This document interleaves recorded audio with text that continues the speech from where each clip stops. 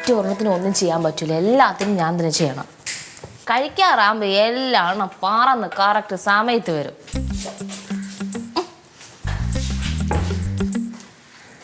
ഒറ്റക്കിരുന്ന് സംസാരിക്കണം. നിന്നെ വെയിറ്റ് ചെയ്തിരിക്കുവായിരുന്നു. എന്റെ പൊന്നു ചാരു, ഈ കിച്ചണൊക്കെ എന്താ ഇങ്ങനെ കിടക്കുന്നേ? നിനക്ക് ഒന്ന് വൃത്തിയാക്കി കൂടെ ഇടയ്ക്കെങ്കിലും. ഇവിടെ ഞാനല്ലേ വൃത്തിയാക്കി ഇടാറ്. ഓ, അപ്പൊ പിന്നെ ഈ കിടക്കുന്നതും ആ കാണുന്നതൊക്കെ എന്തോന്ന് നോക്ക്, സിങ്കിന്റെ അവിടെ നോക്ക്. ഇതൊക്കെ നീ ദോശ ഉണ്ടാക്കി കഴിഞ്ഞിട്ടുള്ള ബാക്കി സംഭവങ്ങൾ ഈ കിടക്കുന്നത് വൃത്തിയാക്കിയിട്ടില്ലാത്തത്. ഓ, ആ ദോശ ഉണ്ടാക്കാൻ നേരത്തെ ആര് കഴിച്ചത്? ഞാൻ മാത്രമാണോ? നീയും കൂടെ ഉണ്ടായിരുന്നല്ലോ അല്ലേ? ഇതേ നീ കൂടുതൽ എന്നെ അങ്ങ് ചൊറിയല്ലേ. എന്തൊക്കെ പറഞ്ഞാലേ നിന്നെക്കാട്ടും വൃത്തിയും വെടുപ്പും കുറച്ച് കൂടുതൽ എനിക്കുണ്ട്. അതെന്താന്ന് വെച്ചാൽ നീ അങ്ങനെ പറഞ്ഞത്?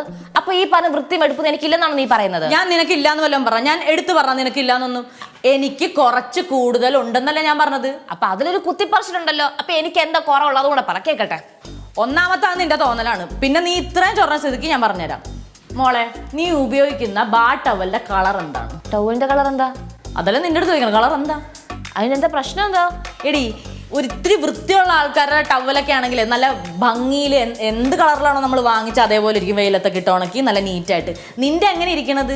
അഴുക്ക് പിടിച്ച് കരിമ്പം പിടിച്ച് അത് കണ്ടാൽ തന്നെ അറക്കും. ആവശ്യമില്ല കൈ നിട്ട് പറയുന്നത് കേട്ടല്ലോ. എന്താവശ്യമില്ലാണ്ട് കൈ നിട്ട് പറഞ്ഞത്? എടി, അതിന്റെ കളറിന് ഒരു പ്രശ്നമില്ല. പിന്നെ അത് പുത്തനോടെ എന്നിരിക്കത്തില്ല. ആൾക്കാർ ഉപയോഗിക്കുമ്പോൾ അതിന്റെ കളർ അങ്ങോട്ടും ഇങ്ങോട്ടൊക്കെ മാറും. അല്ലാതെ അതിന് വേറെ ഒരു പ്രശ്നമില്ല. കൈ പൈസ ഉണ്ടല്ലോ, മാറ്റി വാങ്ങിക്കുന്ന കുറച്ച് വൃത്തിയുള്ള ആൾക്കാരാണെങ്കിൽ അല്ലെങ്കിൽ അത് വേണ്ട രീതിയിൽ ഉപയോഗിക്കണം. ചാരു, നീ ചുമ്മാ ആവശ്യമില്ലാതെ വഴക്കുണ്ടാക്കാൻ എന്റെ അടുത്ത് വരുന്നത്. പിന്നെ എനിക്ക് വല്ല കാര്യമുണ്ട് ആവശ്യമില്ലാണ്ട് വഴക്കുണ്ടാക്കണം? നീ അല്ലേ ഇവിടെ തർക്കിച്ചത്?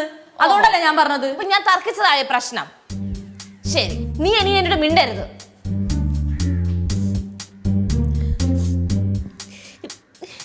വീട്ടിൽ പോയ അമ്മയുടെ ഉപദേശം, ഇവിടെ വന്നും നിന്റെ ഒക്കെ ഉപദേശം. എല്ലാവർക്കും തട്ടി കളിക്കാനും വഴക്ക് പറയാനും പരിഹസിക്കാനും അവന്തിക ഒരുത്തി ഉണ്ടല്ലോ. കേട്ടോണ്ടിരിക്കുവല്ലോ എന്തൊക്കെ പറഞ്ഞാലും.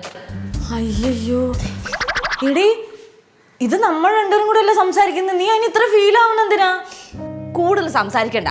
ഇപ്പൊ നീ പറഞ്ഞതേ ഒരുപാടൊക്കെ കൂടിപ്പോയി ചാരു. വേണം ആവശ്യത്തിനും എല്ലാം ഞാൻ കേട്ടോണ്ടിരിക്കും, ശരിയാ. പക്ഷെ ഇത് കുറച്ച്. എടി ചക്കരെ, ഞാൻ അങ്ങനെ ഉദ്ദേശിച്ച് പറഞ്ഞിട്ടില്ല. പ്ലീസ് ഒന്ന് മനസ്സിലാക്ക്. നീ അങ്ങനെ പറഞ്ഞോണ്ട് മാത്രം. ഒന്നും പറയണ്ട. നേരത്തെ പറഞ്ഞത് എനിക്ക് പറയാനുള്ളൂ. എല്ലാവർക്കും തട്ടിക്കളിക്കാനുള്ള ബോംബെയാണല്ലോ അവന്തിക. എന്നും കേട്ടോണ്ടിരിക്കും. ചുമ്മാ എന്നെ പറ്റി അങ്ങനെ പറയല്ലേട്ടാ അനാവശ്യമായിട്ട്. ഞാൻ അങ്ങനെ നിന്റെ അടുത്ത് ഒന്നും ചെയ്തിട്ടില്ല. ഒന്നുമില്ലല്ലോ, നമ്മൾ കണ്ടൊരു നല്ല ഫ്രണ്ട്സ് അല്ലേ? ഓടി